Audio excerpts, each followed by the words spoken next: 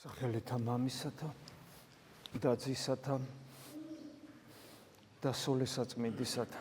ღმერთი ადამიანად მოვიდა და მცირეოდენი პერიოდი, რაც მან მოღვაწევა, გულისხმობთ მისი ცხოვრების ბოლო 3 წელიწად ნახევარი და მერე ამაღლდა ზეცად. რა თქმა უნდა, მან ერთგვარი ბიძგი იმპულსი მისცა კაცობრიობას, თუ როგორ უნდა ეცხოვრათ, მოწაფეებს თუ რა უნდა ექმნათ, გარკვეული პასუხისგებლობის წინაშეც დაგვაყენა. გზაც გვიჩვენა, ჭეშმარიტებას დაგვანახა, სიცოცხლეს განგვაცდევინა, მარადიული სიცოცხლის წინა გემოსხილვაც გულში დაგვიტოვა. უბრალოდ ჩვენ ეს ყველაფერი უნდა მივიღოთ, თუ ჩვენ ეს გვინდა და თუ არ გვინდა, შეგვიძლია უარყოთ. მას მერე 2000 წელი გავიდა და მრავალმა ადამიანმა მიიღო უფლის ეს სიტყვა თავის გულში და მის გზას დაადგა, ჭეშმარიტება დაინახა, სწორ გზას დაადგა და სიცოცხლეში შევიდა. მაგრამ მრავალმა ეს ვერ დაინახა, არ მოინდომა, არ ისურვა. ადამიანის თავისუფლება დიდი რამ არის, მას შეუძლია ღმერთი უარყოს, იმხელა ძალა აქვს მას. მაგრამ ჩვენ აქ იმიტომ მოვედით, იმიტომ ვართ, რომ გვინდა რომ ჩვენი თავისუფლება გამოვიყენოთ იმაში, რომ ღმერთი მივიღოთ, ღმერთი ვაღიაროთ. და დღევანდელი სახარება არის ძალიან საინტერესო, ეს თქვენ იცით. ეს არის იოანეს სახარების მე-17 თავი, რომელიც მრავალგზის წაგიკითხავთ, მრავალგზის გვისაუბრია და ერთ-ერთი ღრმა შინაარსის მქონე არის ეს ადგილი სახარებისა და დღეს რამდენიმე ამონარიც მისგან წავიკითხავთ, სადაც კიდევ ერთხელ ხედავთ მოწოდებას, мотивაციას, თუ როგორ უნდა ვიცხოვროთ, რატო უნდა ვიცხოვროთ და რა არის ჩვენი პასუხისგებლობა. ასეთ რამეს ვკითხულობთ მე-16 თავის ბოლოს, რომ უფალი გვეუბნება, რომ ჩემთან ამ მშვიდობა გაქონდეს, ჩემთან მშვიდობა გექნება. რის საპირისპიროდ? სოფლის საპირისპიროდ. სოფელსა ამას ჭირი აქვს. არამედ ნუ გეშინინ, რამე თუ მე მიძლევი ეს სოფელსა. რა თქმა უნდა, ამ სიტყვებს გაგება სჭირდება. იმიტომ რომ ძალიან სამწუხაროდ ესეა, რომ ადამიანი თქვათ მაგალითად სიცოცხლეს აღიქვავს მხოლოდ ბიოლოგიურ სიცოცხლედ, გამარჯვებას მხოლოდ ფიზიკურ გამარჯვებას. ის რაც თვალხილულია, რაც ჩანს, ანუ სულიერი თვალით არ იყურება, მაგრამ მორწმუნე ადამიანი სულიერი თვალით იყურება. რას ნიშნავს სულიერი თვალით ხედვა? მორწმუნე ხედავს იმასაც, რაც ფიზიკური თვალით არ ჩანს. იცის ის, რასაც ლოგიკური აპარატი ვერ მიხვდება. სხვა განზომილებაში, სხვა სამყაროში ცხოვრობს. ამიტომ დიახაც ამ სიტყვებს გაგება ჭირდება, რომ სოფელს ამას ჭირი აქვს, იმიტომ რომ მიწერი ადამიანი იტყვის, რომ კაცო ყველას ჭირი გაქვთ, ქრისტიანებსაც ჭირი გაქვთ, არა გაქვთ. ნუ გეშინია მე მიძლევი ეს სოფელი, რა გიძლევიათ, მთელი ისტორია თქვენ ხოცავდნენ, თქვენ გდევნიდენ, რას ნიშნავს ეს? მაგრამ ქრისტიანმა ეს იცის თეორიულადაც, ეს იცის პრაქტიკულადაც, ეს იცის გამოცდილებით, ყველაფრით იცის ეს. იმიტომ რომ ის ატარებს იმ სიცოცხლეს, რომელიც სიცოცხლეს ღმერთია საკუთარ თავში და ამიტომ მის შიგნით უკვე ძლეულია ეს სოფელი. თავის სიკვდილით, თავისი ტკივილებით, თავისი განსასწრებით, თავისი უსამართლოებით, გესმით, დაძლეულია უკვე ეს სოფელი. და შემდეგ აგრძელებს საუბარს და ეს საუბარი არის მიმართული ზეციური მამის მიმართ. ხშირად მithქვავს თქვენთვის, რომ ყოვლადწმინდა სამების პირთა შორის დიალოგი ამ შემთხვევაში ძესა და მამას შორის დიალოგი არის ჩვენთვის გახსნილი. ეს ძალიან საინტერესოა, ანუ ჩვენი შიდა ცხოვრება არის, ღმერთის შიდა ცხოვრებაა ჩვენთვის გახსნილი. და მამას ესაუბრება ჩვენს გასაგონად. ეს ძალიან მნიშვნელოვანი. ჩვენს გასაგონად ესაუბრება მამას. და საუბრობს, რომ ისინი, ვინც ღმერთის ერთგულებით ცდილობენ ცხოვრებას, ვისაც სურს ღვთის ერთგულებით ცხოვრება, ეს რას ნიშნავს ცალკე თემაა კიდე. უბრალოდ ყოველივე ეს ადამიანი მამამ ძეს გადააბარა, ძეს მისცა, ძის მიმართ რწმენა მისცა, რომ ძე ღმერთია და არა უბრალოდ ადამიანი და ყოველ ასეთ ადამიანს ძე ღმერთი აძლევს ცხოვრებას საუკუნოს, ყოველთა მისცეს, ყოველთა ასეთ ადამიანებს აძლევს მარადიულ სიცოცხლეს. კიდევ ერთხელ ვიმეორებ, მარადიული სიცოცხლე არ არის გაწელილი დრო, ამიტომ ის არ იწყება გარდაცვალების მერე. მარადიული სიცოცხლე დროის მიღმა კატეგორიაა და შესაბამისად ის არ შეიძლება დაიწყოს ხვალ. ის უკვე არის, აქვე არის და ჩვენთან არის და აქვე განიცდება. ცხოვრება საუკუნო. მერე რა არის ეს ცხოვრება საუკუნო? და ესე არ ცხოვრება საუკუნო ხსნის, რათა გიცოდიან შენ მხოლოდ ჭეშმარიტი ღმერთი და რომელი მოავლინე იესო ქრისტე. ეს უძურფასესი სიტყვები, რომელსაც ჩვენ ძალიან ხშირად ვიყენებთ, ძალიან ხშირად ესე იგი ვიხსენებთ ამ სიტყვების შესახებ, თუ რა არის მარადიული სიცოცხლე, ეს არის ცოდნა, ხო გესმით, არის საგნის ცოდნა და არის პიროვნების ცოდნა. ღმერთი ცოცხალი პიროვნებაა. ესე იგი საგანი შეიძლება იცოდეს, შეისწავლო, როგორც ობიექტი გამოიკვლიო, მაგრამ როცა ამბობ, რომ პიროვნებაზე, როცა პიროვნება იცი, უკვე მცნობელობაში გადადის ეს. ანუ აქ პიროვნულ ურთიერთობაზეა საუბარი. შეუძლებელია ადამიანი იცოდე, თუ მასთან პიროვნული ურთიერთობა არ აქვს. ამიტომ იცოდე ჭეშმარიტი ღმერთი და იესო ქრისტე, რომელიც მოავლინა, ეს ნიშნავს მათთან პიროვნულ ურთიერთობას. და ეს სწორედ აქ არის ის საიდუმლოება სასუფევლისა სამოთხისა. რა არის სასუფეველი და რა არის სამოთხე? ეს არის ცოცხალ ღმერთთან პიროვნული ურთიერთობა, რომელიც მრავალ გზის სხვადასხვანაირად თქმული მეორდება წმინდა წერილში, პრინციპულად ზოგ შემთხვევაში და პრინციპულად არის დაპირისპირება რელიგიურ ცხოვრებასა და ღმერთთან პიროვნულ ურთიერთობას შორის, იმიტომ რომ რელიგიური ცხოვრება რაც არ უნდა იდეალური იყოს, თუ ამან ნაყოფად არ გამოიღო ურთიერთმცნობელობა ჩემსა და ღმერთს შორის, ჩემთვის მარადიული სიცოცხლე არ არსებობს, იმიტომ რომ სწორედ ეს არის მარადიული სიცოცხლე. პირადი ურთიერთობა, ურთიერთმცნობელობა ღმერთისა და ადამიანის, ამიტომ ამბობს, ეს სიარს ცხოვრება საუკუნო, რათა გიცოდიან შენ მხოლოდ ჭეშმარიტი ღმერთი და რომელი მოავლინე იესო ქრისტე. სწორედ ამიტომ არის წმინდა მამები ძალიან ბევრს ნახავთ, როცა ამბობენ, რომ რა არის სამოთხე, რა არის სასუფეველი, სამოთხე სასუფეველი არის იესო ქრისტე. პიროვნული ურთიერთობა იგულისხმება მასთან. განპირობნა, როგორც რა არის გზა, რა არის ჭეშმარიტება, რა არის სიცოცხლე, პიროვნებაა ერთის, მეორეც, მესამეც. ასევე სამოთხე სასუფეველის პიროვნება, იგი ცოცხალი ღმერთია. ძალიან მნიშვნელოვანი რამ არის კიდევ აქ, ეს სრულად ტექსტს არ ვკითხულობ, თავისავსხადი ამის დრო ფიზიკურად არ აგვაქვს. გამოუცხადე სახელი შენი კაცთა, რომელი მომცენ მე სოფლისა ამისაგან, რომელი სახელი გამოგვიცხადა ჩვენ უფალმა. ეს არის სახელი მამა. მამა, ეს არის ძალიან მნიშვნელოვანი სიტყვა, მამაც არსებობდა და ღმერთი მამაო, ასეთი რამეც უთქვავთ ძველებს, ძველ აღთქმაში მაგალითად ვკითხულობთ, მაგრამ ღმერთთან ურთიერთობაში, როცა თქვა ჩვენ მას მოუწოდებთ ესე მამაო, ასეთი რამე სამყაროში არასოდეს არ არსებობდა.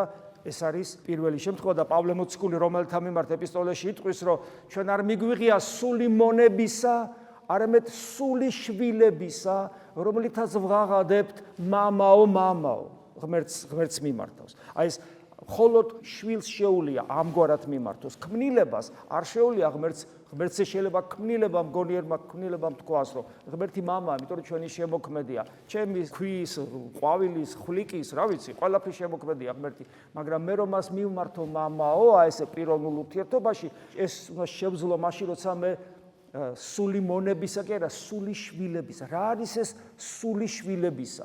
და შემდეგ პავლე მოციქული აგზელებს, რომ სული წმინდა ღმერთი, ანუ საღვთო მადლი, რომელიც ჩვენში მკვიდრდება, ახალი აღთქმის ადამიანი ხო იმით განსხვავდება ძველი აღთქმის ადამიანისაგან, რომ ჩვენში ღმერთი იმკვიდრებს, იმიტომ რომ ღმერთი ადამიანად მოვიდა და ადამიანურ ბუნებას შეუძლია დაიტიოს ღმერთი საკუთარ თავში. მას შემდეგ რაც ღმერთი ადამიანად მოვიდა, აი სული ჩვენში მადლი არსებული, ის გვიმოწმებსო, გვიმოწმებს, ანუ გვიდასტურებს გამოცდილებით, გვიდასტურებს შეგრძნებით, რომ ჩვენ ვართ შვილნი ღვთისანი. აი ამას ამბობს პავლე მოციქული, რომელთა მიმართ ეპისტოლეში. ანუ ღმერთის შვილობა, ანუ გამოუცხადე სახელი შენი, ეს თეორიული ცოდნა კი არ არის. ღმერთი მამა ყოფილა ჩვენი, აბა ერთი მოდი მოუწოდოთ, ესე არ გამოდის. არ გამოდის ესე არ მუშაობს. ესმით, ჩვენ შეიძლება მამაო ჩვენო სულ მთელი დღე ვიმეოროთ, მაგრამ ეს არაფერს არ მოგცემს. თუ შენში არ არის სული შვილებისა, რომელიც არის საღვთო მადლი, რომელიც გიმოწმებს, რომ ახლა შვილი ხარ, ანუ შეგზნებითად, განცდის დონეზე, გამოცდილების დონეზე იცი, რომ ღმერთი შვილი ხარ. რა თქმა უნდა, ეს ჩვენ ცხოვრებაში ვლინდება, გავლენას ახდენს. რა თქმა უნდა, ეს ღმერთი შვილი რას ნიშნავს? იმიტომ რომ ისეთი ხარ, როგორიც ღმერთია. და რაში ვლინდება ეს? რაში უნდა ვლინდებოდეს უპირველეს ყოვლისა ეს? ისევ ერთმანეთთან ურთიერთობაში. და ჩვენ სულ მარცხდებით, აი აქ მარცხდებით. აქ მარცხდებით ყველაზე მეტად. გოროზნი ვართ ერთმანეთის მიმართ. ამპარტავანი ვართ ერთმანეთის მიმართ. საჯულნი ვართ ერთმანეთისთვის, მამხილებელნი ვართ ერთმანეთისთვის, მრისხანენი ვართ ერთმანეთის მიმართ. ეს არ არის ღმერთის საქციელი. ღმერთს რო კლავდნენ ჯვარზე, მკვლელებისთვის ლოცულობდა და სხვანაირად ფიქრობს ღვთისშვილი, უნდა ფიქრობდეს ღვთისშვილი. და ძალიან ბევრი გვიკლია ჩვენ აქამდე. ამიტომ გამოუცხადე სახელი შენი, ეს არ არის უბრალოდ გავიგე, არა, ეს არის განვიცადე. მეცას გეტყვით, ეს ვიცი, აი ამას ნიშნავს. ვიცი, გამომიცხადე და მე ვიცი, იმიტომ რომ იმოწმებს ღმერთი შიგნით რომ შვილი ვარ ღვთისა. გესმით? და აი აქედან ამგვარი გულიდან ამოსული მამაო არის ქმედითი, ნამდვილი, ნაყოფის მომცემი და არა მექანიკური მამაო ჩვენო რომელი ხარ სათაშინა და ასე შემდეგ. და აწუცნობიეს რამე თუ ყოველი რომელი მომეცმე შენგან არს, ასეთმა ადამიანმა იცის, რომ ყველაფერი, რასაც ძეში ვხედავ, ეს ღმერთისგან არის, იმიტომ რომ ღმერთთან მას საერთო ბუნება აქვს, როგორც ძე ღმერთს. რამე თუ სიტყვანი, რომელი მომცემე მივსწნე მათ, სიტყვა, რასაც ჩვენ გვეუბნება, ჩვენ გავიგეთ ეს სიტყვა, დღესაც გვესმის წმინდა წერილიდან, ეს რასაც ვკითხულობთ ახლა ამ წუთში. ეს არის ძე ღმერთის სიტყვები, მივსწნე მათ და მათ მიიხვნეს, ანუ მივიღეთ და სცნეს ჭეშმარიტად, ანუ სიმართლეა ეს, ჭეშმარიტება, ნამდვილია. რამე თუ შენგან გამოვეთ და რწმენა რამე თუ შენ მომავლინე მე, იმიტომ რომ ეს სიტყვები ღმერთის სიტყვებია. ადამიანი ამბობს იესო, მაგრამ რადგან იესო პიროვნულად ღმერთია, ამიტომ ადამიანური ბაგებით წარმოითქმება ის, რაც არის ღმერთის ენერგია, ღმერთის აზრი, ღმერთის გონებიდან გამოსული ადამიანურ ბაგებით, ჰაერის, ესე იგი, ვიბრაციებით გაჟღერებული, მაგრამ ეს არის საღვთო გონებიდან წამოსული. აი ეს არის, რასაც ქრისტედან გვესმის. კიდევ საინტერესო სიტყვები, მე მათთვის კითხავ, ანუ მათთვის გევედრები. ანუ მე მესმის, რომ ძე ეუბნება მამას ჩემთვის და ჩვენთვის, რომ მამას ეუბნება, რომ მე მათთვის გევედრები. არათუ სოფლისათვის. რა უცნაური სიტყვებია, ხო? ანუ სხვებისთვის არ ლოცულობს, მარტო ჩვენთვის ლოცულობს, ამ შემთხვევაში ასეა. ამას თავისი მიზანი აქვს. რა თქმა უნდა, ღმერთი ყველასთვის მოვიდა, უფალი ამბობს კიდევაც, რომ მე რო ამაღლდები ზეცად, ანუ ჯვარცმული როცა ვიქნები, ჯვარცმული ყველას მოგიზიდავთ. აი ვინც ყველა მოიზიდა და ვინც ამ მიზიდვას ამოყვება და ვინც მისკენ ისწრაფვის, ისინი ხდებიან მისი შვილები და აი მისი მოწაფეები და მას აღიარებენ მღვდელმთავრად და აი მათთვის ამ შემთხვევაში მათთვის საუბრობს. მე მათთვის კითხავ არათუ სოფლისათვის, არამედ მათთვის, რომელიც მომცენ მე და რამე თუ ისინი შენი არიან. შენი, რომელიც მე მომეცი და საიდან გამოჩნდა რომ მე მომეცი, აი როცა მოვიზიდნენ ჩემსკენ ჯვარცმულმა ღმერთმა, ისინი წამომყვნენ. მათ დამინახეს მე მიუხედავად იმისა, რომ ჯვარცმული ვარ, დამინახეს რომ მე ღმერთი ვარ და არა მარტო დამინახეს, არამედ მიერთგულეს და მიერთგულეს როგორ ჩემი ნება გამოიკვლიეს და ჩემი ნების მიხედვით, რომელიც იგივე შენი ნება, აი ამ ნების მიერ, ანუ საღვთონებით დაიწყეს ცხოვრება. ჩემი ყოველი შენი არს და შენი ჩემი არს, მამასა და ძეს შორის ეს ჩემი შენი არს, შენი ჩემი, იმიტომ ერთი არსება, ხო, ერთი არსება და დიდებულ ვარ მე მათ შორის, ის ვინც სრული ღმერთია, ის განდიდებულია ჩვენში, ანუ ვისთვის ლოცულობს უფალი. მათთვისო როგორ ამბობს, იმათვის ვის შორისაც, რომელთა შორისაც იდიდება იესო ქრისტე, ანუ ეკლესია ფაქტობრივად ეს, ხო? დაიცვენ ესენი სახელითა შენითა, რომელი მომცენ მე, რათა იყვნენ ერთობით ვითარცა ჩვენ. ეხლა ევედრება რომ დაგვიცვას. ეხლა რის გამო უნდა დაგვიცვას? აღარ მოუკვდებით, განსასწრებელი არ გვექნება, უსამართლობას ვერ ვიწვნევთ, დევნა არ იქნება თუ რა, რას ნიშნავს დაცვა? რა კუთხით ფიქრობს დაცვას? იმ კუთხით, რა კუთხითაც ჩვენ მისნი ვართ. ერთ ადგილას ამბობს, რომ იმით გიცნობენ თქვენ, რომ ჩემები ხართ, რომ თუ გეყვარებათ ერთმანეთი. ამ შემთხვევაშიც ისინი, ვინც მოგვიზიდა და ვინც ამ მოზიდვას მივყევით და ვისთვისაც ახლა ლოცულობს, ანუ ვინც ეკლესიაა, თავარი პრინციპი რაც ჩვენ გვაერთიანებს ამ შემთხვევაში და რაც განაპირობებს, რომ ის ჩვენზე ზრუნავს, არის ჩვენ შორის ერთობა. იმიტომ რომ ჩვენ ერთ სხეულად ვიქეცით, ქრისტეს ერთ მისტიკურ ორგანიზმად ვიქეცით, ამიტომაც როცა საუბრობს, რომ ესენი დაიცავი არა პირდაპირ გაგებით ფიზიკური განსასწრებისგან, თუმცა ესეც არის, რა თქმა უნდა, არამედ უპირველეს ყოვლისა იმისგან, იმიტომ რომ ფიზიკურმა განსასწრებმა შეიძლება ღმერთი არათუ დაგაკარგინოს, არამედ პირიქით უფრო დააახლოვოს. არამედ იმისგან დაიცავი, რაც თითოეულ ჩვენგანს დააკარგვინებს ამ საოცარ მდგომარეობას, რომ ღმერთთან კავშირი შეიძლება გქონდეს, ეს არის ჩვენ შორის ერთობა. ამიტომ ამბობს, დაიცავ ესენი სახელითა შენითა, რომელი მომცელმე, რათა იყვნენ ერთობით. და რა ერთობაა ეს? და იქვე ამბობს, ვითარცა ჩვენ. ანუ ეს ის ერთობა, განუშორებელი ერთობა, რომელიც არის მამასა, ძესა და სულიწმინდა ღმერთს შორის, ის დაურღვეველი ერთობა. უნდა იყოს ქრისტიანთა შორის. ხო გესმით, რისკენ მოგვიწოდებს და რა ბევრი გვაქვს თითოეულ ჩვენგანს, რა ბევრი აქვს საკეთებელი, რომ აი აქამდე ჩვენ მივიდეთ. ხოლო ათ შენ და მოვალ და ამას ვიტყვი სოფელსაშინა, რათა აქუნდეთ მათ სიხარული ჩემი სავსებით. აი ეს რასაც გვაძლევს ერთ-ერთი ნიშანი, რომ ის ჩვენთან არის სიხარული სავსებით, ანუ სრული სიხარული. მერე პავლე მოციქული იტყვის, რომ მარადის გიხარობენ. სიხარული, რომელსაც ვერაფერს აკლებს, იმიტომ რომ ეს სიხარული არის ჩვენი ღმერთთან ყოფობის ნიშანი. ეს არის ესეთი ძის თხოვნა მამისადმი, რომ ეს სიხარული ჩვენ გქონდეს. მამას ევედრება, გქონდეთ მათ სიხარული ჩემი, მათ სავსებით, ანუ სრულად გქონდეთ ჩემი სიხარული. ჩემი სიხარული, ანუ ღმერთის სიხარული. და ეს არის ღვთაებრივი ცხოვრების წინა სასუფეველის წინა გემოსხილვა.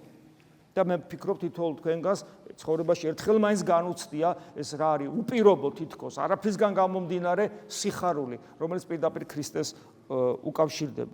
სოფელმა მოიძულა იგინი, რამე თუ არ არიან სოფლის ამისაგანი, ვითარცა მე არა ვარ სოფლის ამისაგან, გასაგებია ჩვენი დაპირისპირება ამა სოფლის სულთან ჩანს აქ და არა ვიტყვი, რათა აღიხვნე იგინი სოფლისაგან, არამედ რათა დაიცვენ იგინი ბოროტისაგან.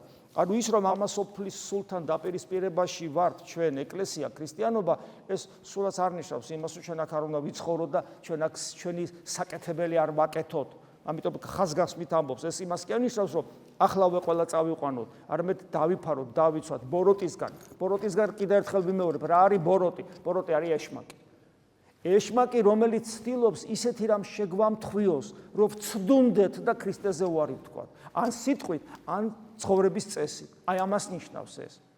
მაგრამ ესე იგი, რას ნიშნავს ეს კიდევ? ეს ნიშნავს, რომ ჩვენ საბრძოლველად გვტოვებს. ბოროტი გვებრძვის და ბოროტისგან ღმერთი გვიცავს, მაგრამ ჩვენ გამოწვევა ვართ ბოროტისთვის, იმიტომ რომ ჩვენ მასეც შენერწყებული გვაქვს ნათლობის აღთქმის დროს. და ეს ბრძოლა ნამდვილია და რაც მეტად ადამიანი ცდილობს უერთგულოს ღმერთს, მით მეტი იარები უჩნდება მის სულს ეშმაკისგან. მაგრამ ჩვენ ეს კი არ გვაშინებს, ჩვენ ეს გვახარებს, იმიტომ რომ ჭეშმარიტ მეომარს უხარია ყოველი გამარჯვებული ბრძოლა. და დამარცხებაც მას ბევრ რამეს ასწავლის, იმიტომ რომ წინ კვლავ გამარჯვება გველის. ასე ცხოვრობდნენ ქრისტიანები 2000 წლის განმავლობაში და ასე ვაპირებთ ჩვენს ცხოვრებას. წმინდა ყვენ ესენი ჭეშმარიტებით, რამე თუ სიტყვა ისინი ჭეშმარიტ არს. ჩვენს განწმენდაზე საუბრობს და ჩვენ უნდა განვიწმინდოთ არა თავისთავად, არამედ ჭეშმარიტებით. ვინ არის ჭეშმარიტება? მე ვარ ჭეშმარიტება. და ეს ჭეშმარიტება როგორ გვეწოდება ჩვენ? სიტყვა შენი ჭეშმარიტება. ამიტომაც არის უმნიშვნელოვანესი მუდამ ღვთის სიტყვა ჩვენს გონებაში, ჩვენს სულში, ჩვენს გულში მუდამ იმყოფებოდეს. ეს რა არის? ეს არის განცხადებული ნება ღვთისა.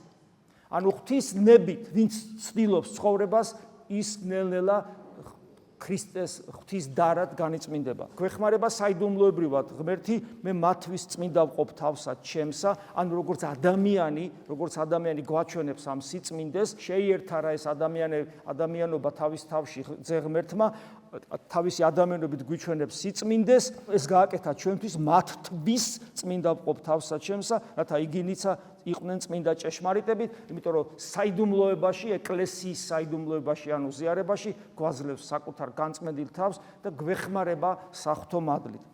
და არა მათთვის ხოლო კითხავ, არამედ ყოველთათვის, არა მხოლოდ მათთვის მოციქულებისთვის იქვეუნება ჩემს გასაგონად ეხლა მე როგორც 21 საუკუნის ადამიანს ჩემს გასაგონად მესმის რომ მარტო მოწაფეებისთვის კი არ ევედრება რომელიც იქვე არიან არამედ ყოველთათვის რომელთაც რწმენეს სიტყვითა მათითა ჩემდა მომართ და ჩვენ მათგან გადმოცემული სარწმუნოება დღევანდელ დღემდე მოვიდა რა მივიღეთ ვირწმუნეთ შესაბამისი ცხოვრება დავიწყეთ, განვიცადეთ. ამიტომ ყოველი სიტყვა ქრისტესი მე მეკუთვნის ისე როგორც ეკუთვნოდა მოციქული იოანეს, პეტრეს, იაკობს და ასე შემდეგ და თითოეულ თქვენგანს ასევე ეკუთვნის. რათა ყოველი ერთ იყვნენ, კვლავ ერთობაზე საუბრობს. ოღონდ ერთობა უკვე ამ შემთხვევაში მარტო ჩვენ კი არ ვიყოთ ერთი, ჩვენც მოციქულებთან და 2000 წლის განმავლობაში ვინც ქრისტეს უერთგულა ყველასთან ჰქონდეს ეს ერთობა.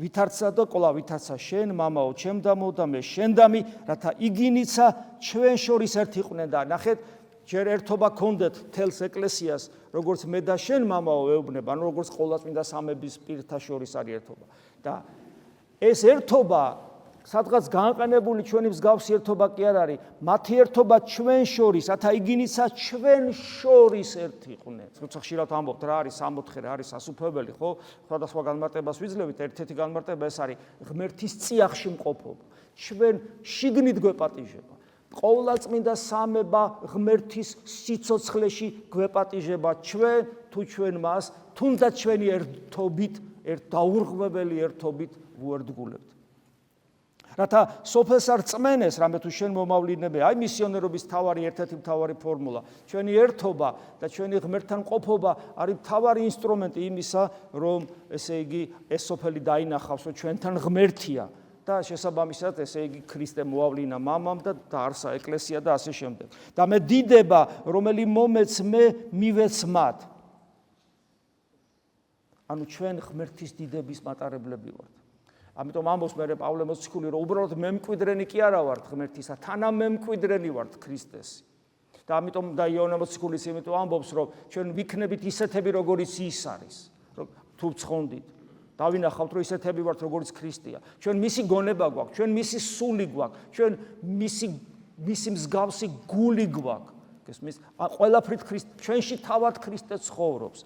აი ეს არის. ამიტომ ის დიდება, რომელიც მას აქვს, როგორც ძეღმერთს და რომლითაც განამდიდრა თავისივე ადამიანობა, სრულად გვაძლევს თითოეულ ჩვენგანს. სრულად იმ დონეზე სრულად, რომ იტყვის უფალი, როგორც მე დავჯექი მამის მარჯვნივ, როგორც ადამიანი. ამ შემთხვევაში მეც მინდა რომ თქვენ დაждდეთ ჩემს გვერდზე, ანუ გესმით, რა დიდებაზეა საუბარი. ამიტომ მე დიდება, რომელიც მომეც მათ, მივეც მათ, რათა იყვნენ ერთ და კვლავ ამ დიდების რო არ მოეჩვენოს ადამიანს რაღაცა საკუთარ თავზე წარმოდგენა რო არ შეექმნას და არ იფიქროს რომ ხო რა თქმა უნდა მე დიდება მაქვს რაც ქრისტეს აბა როგორ კიდევ ერთხელ ხას უსახს უმთავრეს ნიშანს რითაც დასტურდება რომ ჩვენ ღმერთის დიდება გვაქვს კიდევ ერთხელ ვიმეორებ მე დიდება რომელი მომეც მე მივეც მათ რათა იყვნენ ერთ ვითარცა ჩვენ ვართ კვლავ ერთობა რა თქმა უნდა სიყვარულის გარეშე არ არსებობს ურთიერთთავგანწირვის გარეშე არ არსებობს თავდაბლობის გარეშე არ არსებობს, ურთიერთმორჩილების გარეშე არ არსებობს. ეს არის ნიშანი,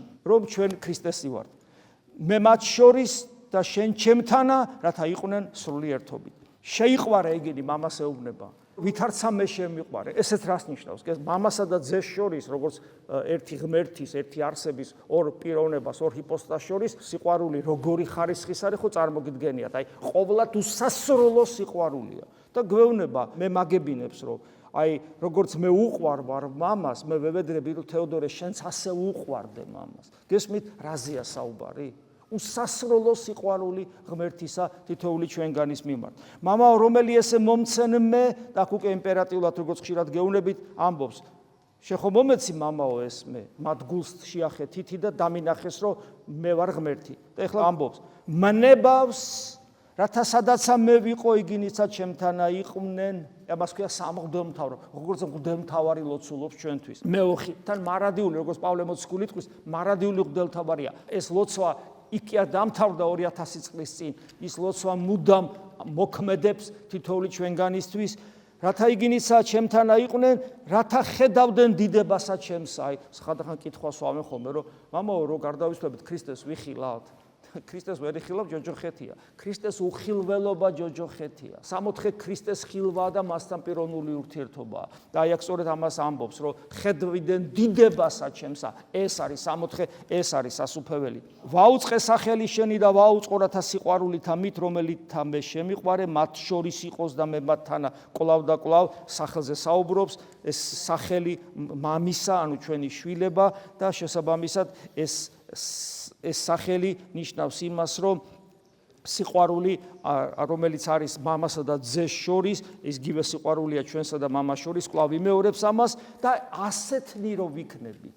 ამგვარად სავსენი რომ ვიქნებით, მე ამბობს, ვითარცა მომავლინე მე სოფლად, მეცა წარმავლინებ მათ სოფლად.